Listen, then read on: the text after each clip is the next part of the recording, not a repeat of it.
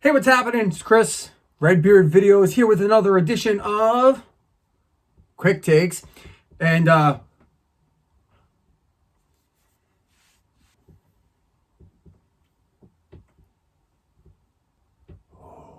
all that we'll get to everything in a moment. I have a litany of things on my mind, so I'm not even going to get into some kind of weird introduction. We're just going to get right to it.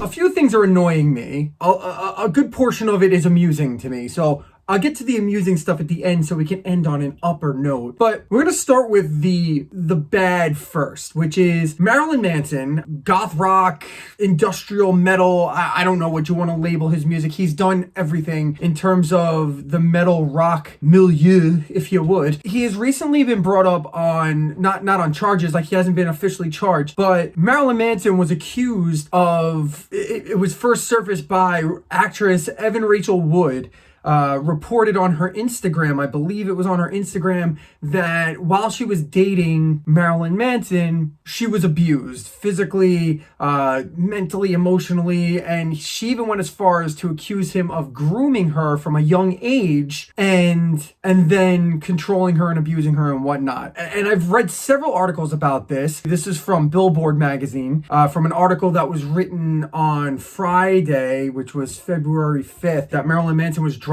by his longtime manager, and he was dropped because of all this. He's also been dropped from his record label, and it's because Evan Rachel Wood and several other women, according to a new report in Rolling Stone magazine, claim that he sexually and physically abused them, amongst other things. He's also been edited out of an upcoming episode of the Starz TV show American Gods, on which he has a reoccurring role. Now he's out of that, so he's losing everything. Marilyn Manson's career is basically in shambles right now. Now, I'm not shedding any tears over Marilyn Manson from a career standpoint. He's a millionaire probably multiple times over, and if he's not, that's his own fault. The guy's a legend, okay? He's been around long enough. He should have certainly made his money. Now it's coming from a reputation standpoint where you have guys like Trent Reznor and former bandmates coming out that they have eyewitnessed these types of abuses. Now, Manson categorically denied these claims, saying, "Obviously my life and my art have long been magnets for controversy,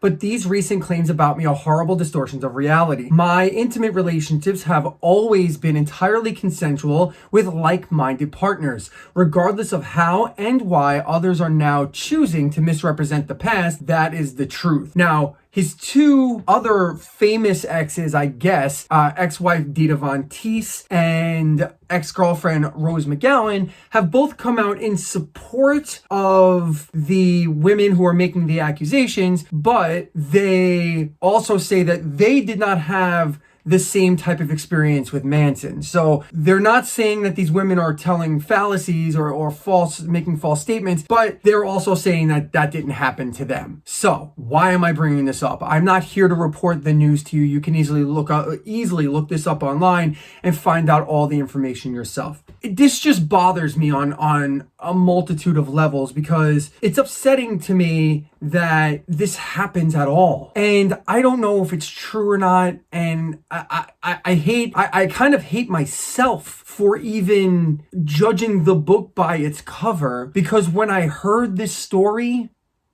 I wasn't surprised. I wasn't the least bit surprised at all. And I don't know what's going to happen. I don't know what the statute of limitations on this type of thing is. I don't know the other women who have made these accusations, because a bunch more, I think we're up to 6 or 7 now, have come out and said that Brian Warner, which is Marilyn Manson's real name, have come out and made the same type of accusations as Evan Rachel Wood made. But I know Evan Rachel Wood's accusations were from a long time ago. Like I said, I don't know what the statute of limitations are. If there is a legal avenue to go down, then I hope they do it. And I hope the truth comes out. And if he's guilty, then I hope he sees the inside of a prison cell. Hell, I hope they bury him under the prison cell. Sexual abuse, rape, not taken seriously enough in this country, probably in this world as a whole. It still seems that way too many men get away with this type of thing, especially those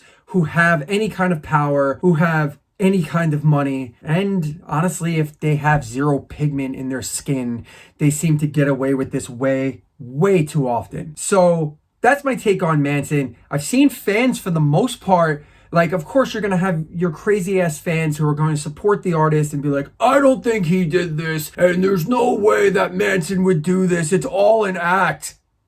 Man, have you seen Harvey Weinstein? That guy looked like the most normal dude you've ever seen in your life. And he's now sitting in prison due to rape. So is Bill Cosby. So it doesn't matter what you look like. I will be the first person to admit, though, that I definitely judged the book by its cover on this one. And I'm a fan. Like, I've seen Marilyn Manson in concert a few times. I loved his show. I was there for it. And it's sad to me that this happened, but what are you going to do, right?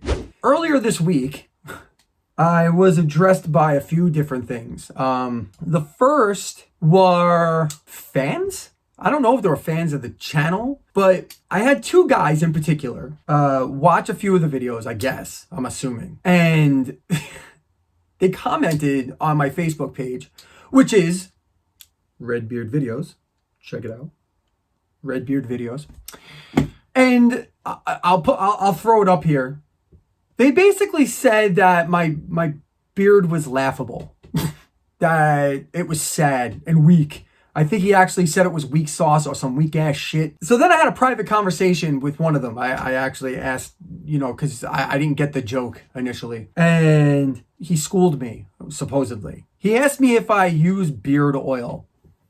Ladies and gentlemen of the audience here of Redbeard Videos, I am a hygienic person. I smell awesome right now. I smell great. There's beard oil all up in this shit. I'm not ashamed of that. This guy went as far as to call it girly. Listen, man, it's not manly to rub dirt in your beard, bro. It's just not. It makes me laugh. I find it funny that this is the standard by which we need to go by.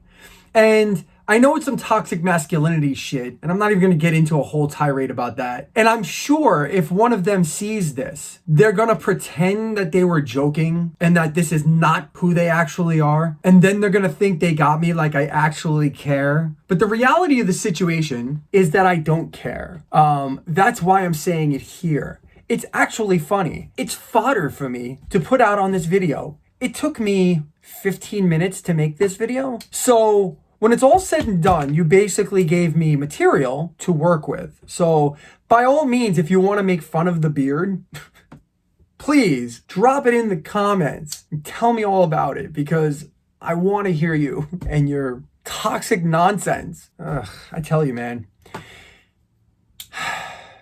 Don't be one of these guys. Like, if you don't like to put stuff in your beard, then don't. If you don't want to smell good, or you don't want it to be soft, or you don't want women to touch your beard, then by all means don't. Like, that's fine. Or if your woman likes the Barbosa thing, then that's great, dude. Like, do your thing. That's great. You don't have to come on my page and tell me that I have weak ass shit because I put beard oil in my, like what is wrong with you? Like, ugh.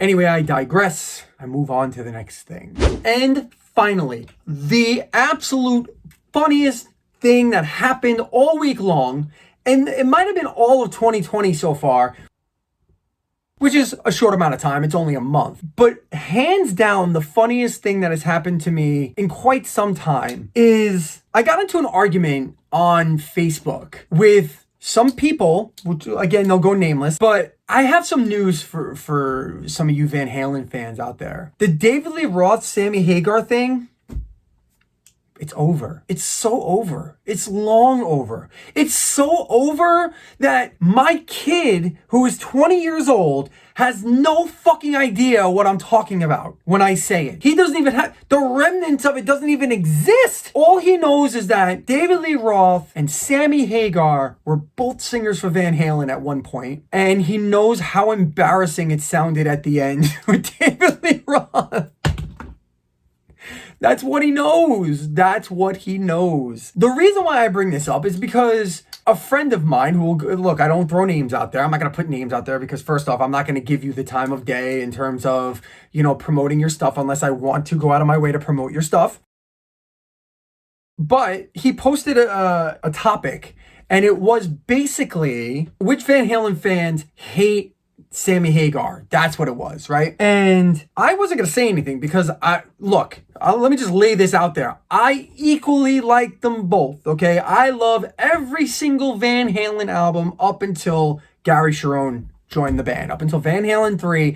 And I love Gary Cherone as a singer. If you watch this channel at all, you know how much I love Gary Cherone and Extreme and Nuno Betancourt and that whole thing. You know how much I love it. But Van Halen 3 and Gary Cherone in that band was just not a good fit. It just didn't work. It just didn't work for whatever reason. And we're going to move on from that. But every album up until then, I loved. I loved everything from Van Halen 1 to Balance. Wonderful. Great shit. All of it. I hated Van Halen 3. I hated the reunion stuff. It all sucked. Period. The Van Halen album with David Lee Roth at the end, the reunion album, was awful. It was just awful. And you David Lee Roth fans can argue it all you want. I even know it got some critical acclaim. Bullshit. You're all lapping up the cock of David Lee Roth and Eddie Van Halen for whatever reason. It was a valiant comeback. It was a fun tour, I guess. Fuck that album. That album is garbage. However, everything up to Balance, wonderful. So I'm going to preface everything with that. The fucking evisceration of Sammy Hagar on this thread by two people in particular was laughable.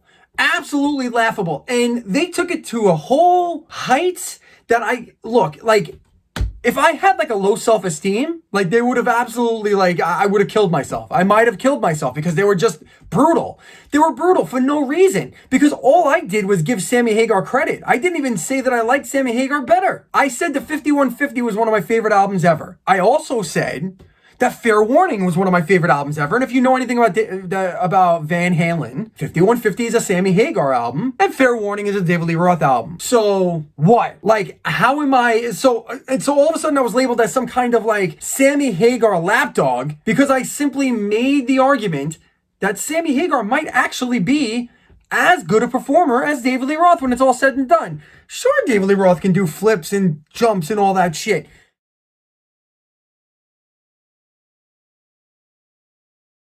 But Sammy Hagar can sing way better. He buries David Lee Roth vocally, and he's a damn fine guitarist, and Eddie Van Halen himself said it brought a whole new dynamic to Van Halen Live. Never get it back, never get it back, never get it back. Baby, where I come from.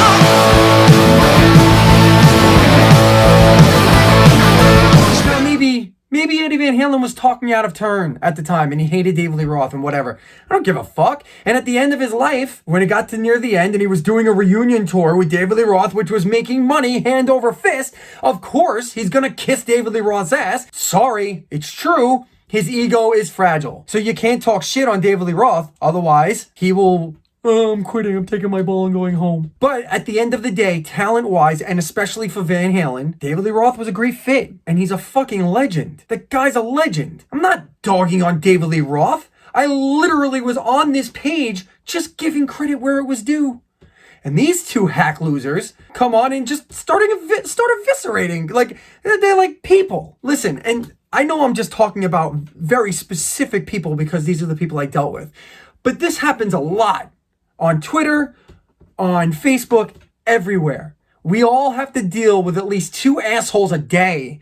If you're someone who is on social media and you try to take on some sort of debate for anything, each one of us has to deal with some asshole, at least one, if not two, every time.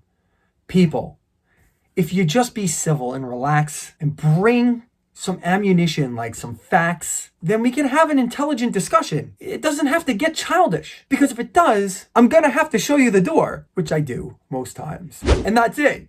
Those are my quick takes. Maybe they were a little long this week or today, but if you have anything to say regarding my takes, and there were pretty strong ones this week, so we'll see how you take to them. You can always reach me on my social media sites at VideosBeard on Twitter and Redbeard Videos on Facebook. Also, there's always that handy dandy comment section down below because I'm going to type at you through the eyes. And as always, until next time, thank you so much for being here with me. I appreciate you so much, your support and your views. And until next time, see ya. It's a blast!